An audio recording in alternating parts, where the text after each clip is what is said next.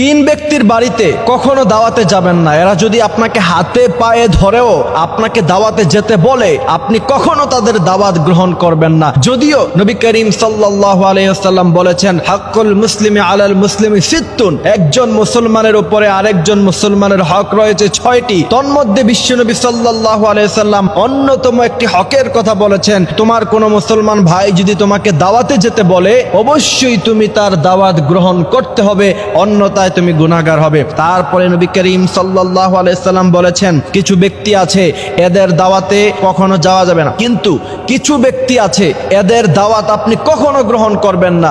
মনে রাখবেন, কিছু কিছু সময় নিজের ব্যক্তিত্ব ধরে রাখা আপনার জন্য অত্যন্ত গুরুত্ব, এবং আপনি যদি মান সম্মান নিয়ে সমাজে বাঁচতে চান, যদি আপনি চান যে আপনার একটা সম্মান থাকুক সমাজের মধ্যে, তাহলে অনেক সময় নিজের ব্যক্তিত্ব ধরে রাখতে হয়।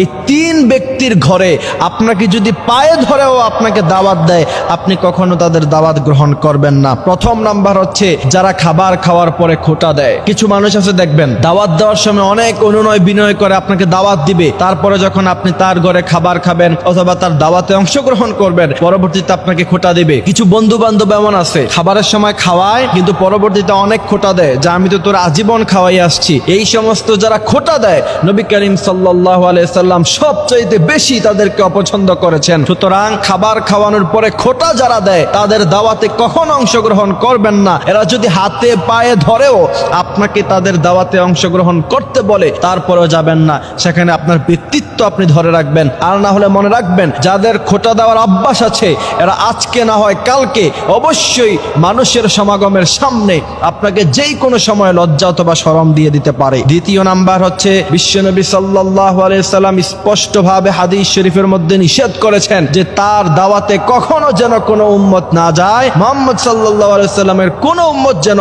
তাদের দাওয়াত গ্রহণ না করে যাদের ইনকাম হারাম। আপনি মনে রাখবেন, হারাম ইনকাম যাদের আছে, এদের কলবে কোনো নূর থাকে না, তাদের হৃদয়টা বড় শক্ত থাকে, হৃদয়টা প্রাসান থাকে। এরা সাধারণত এদের মন গলে না, এদের মন সাধারণত নরম হয় না। সুতরাং আপনি সম্পূর্ণ হালাল ইনকাম থেকে আপনি খাবার খান, হালাল ইনকামে আপনি চলাফেরা করেন, কিন্তু এমন একজন মানুষ আপনাকে দাওয়াত দিয়েছে যার টোটালি ইনকাম হারাম, যদি আপনি ওই ব্যক্তির হারাম টাকা থেকে দাওয়াত গ্রহণ করেন আর সে যদি হারাম টাকা থেকে আপনাকে খাবার খাওয়ায়, তাহলে আপনার হৃদয়ে যে নূর আছে, সেই নূর আল্লাহ সুবহানাহু ওয়া তাআলা উঠিয়ে নিবে। তখন ইবাদতে মজা পাবেন না, কোরআন তেলাওয়াতে মজা পাবেন না, নামাজ রোজায় মজা পাবেন না। সুতরাং এই ব্যক্তির দাওয়াতও গ্রহণ করা যাবে না। তৃতীয় নাম্বার হচ্ছে, এমন ব্যক্তি যারা আপনার সামনে ভালো কিন্তু পিছনে পিছনে গীবত করে, যদি আপনি জানেন, তাহলে এমন ব্যক্তির দাওয়াত কখনো গ্রহণ করবেন না, এমন ব্যক্তির বাড়িতে আপনি কখনো যাবেন না। প্রিয় ভাইয়েরা আমার, আল্লাহ নবী সাল্লাল্লাহু আলাইহি সাল্লাম সব কিছু শিক্ষা দিয়েছেন। কিভাবে পার্লামেন্ট পরিচালনা করতে হবে সেটাও নবী করিম সাল্লাল্লাহু আলাইহি সাল্লাম শিখিয়েছেন। আবার কিভাবে সমাজ পরিবর্তন করতে হবে, ব্যক্তি জীবনে কিভাবে